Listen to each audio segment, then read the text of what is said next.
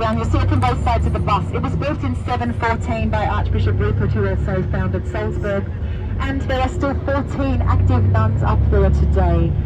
In its peak were 400 and around 100 in Maria's time, but this makes it the oldest practicing Benedictine abbey in the world. They didn't do a lot of filming up here, but a few scenes were. The courtyard, when she ran across in How Do We Solve a Problem Like Maria, and then a few scenes that took place just under the arched doorway. Up on your left-hand side now, under the dome, there's a tree. Under the tree is an arched doorway. That is where the children went up to visit Maria, and they rang the doorbell that was there. They put that there for the movie, and Mother Abbess liked it, so she left it there after filming. She'd never had a doorbell before. She took it away after a while, and that's actually quite annoying. People keep ringing it. So that happened there, and the scene where Maria left the abbey for the first time, when she said, when the Lord closes a door, somewhere he opens a window. And then she walked out through the arched doorway, started singing I Have Confidence, and then made her way down the pathway down to this square here where she jumped on a bus and went to the villa, which is exactly how it worked for the real Maria von Trapp. She said that was the most close to reality moment for her in the movie, because she remembers exactly walking out that arched doorway, holding her guitar and her travel bag with her floppy hat and old clothes on. I don't think she's saying I have confidence though. But the real Maria and Captain were married up there in 1927.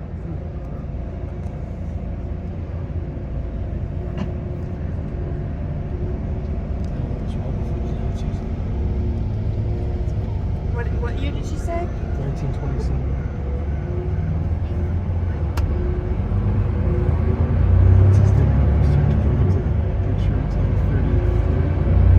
They didn't come during their honeymoon. That was just written into the script.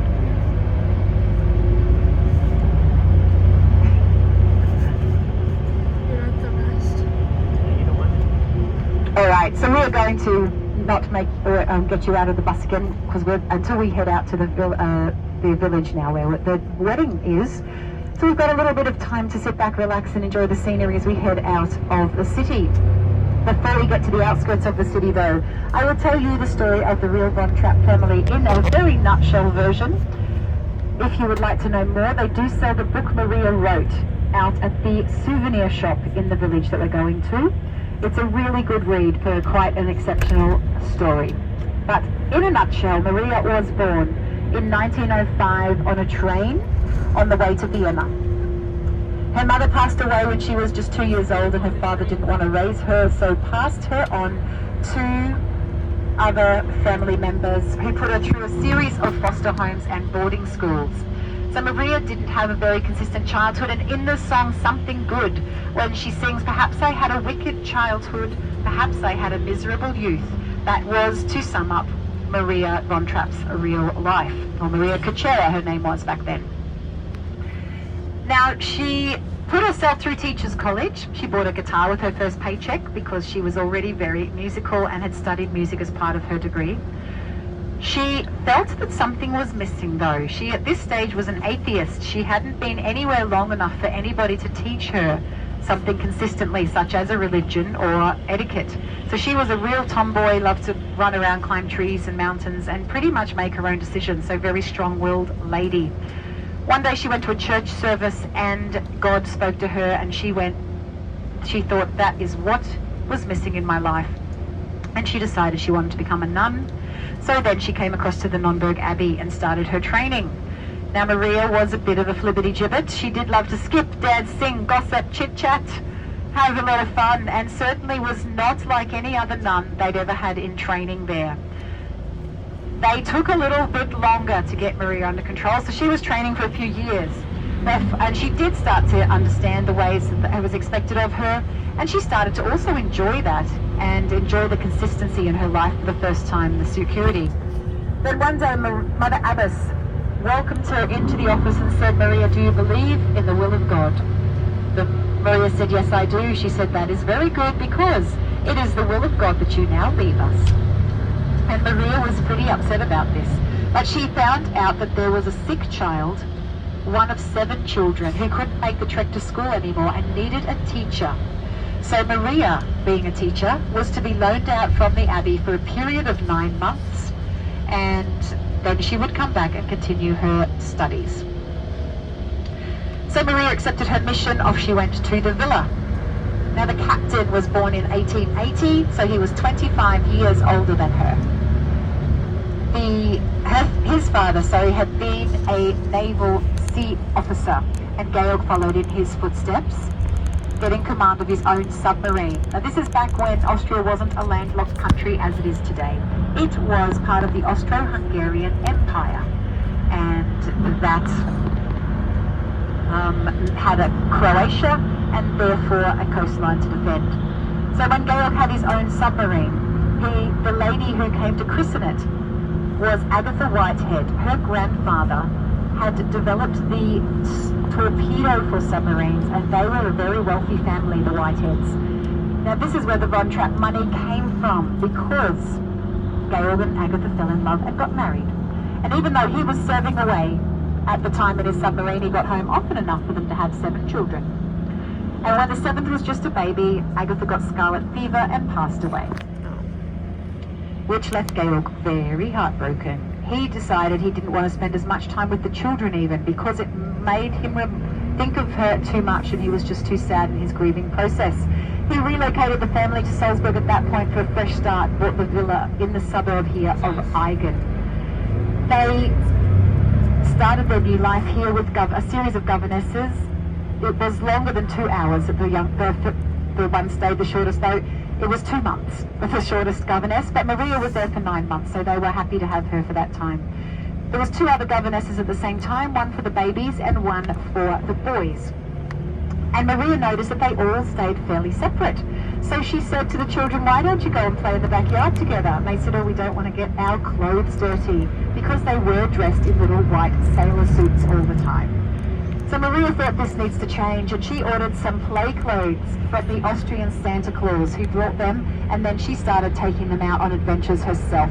She also discovered they could sing a little bit. They'd started learning with their mum, and she continued that musical education as a great way to bond them together and bring them together doing an activity that they all enjoyed.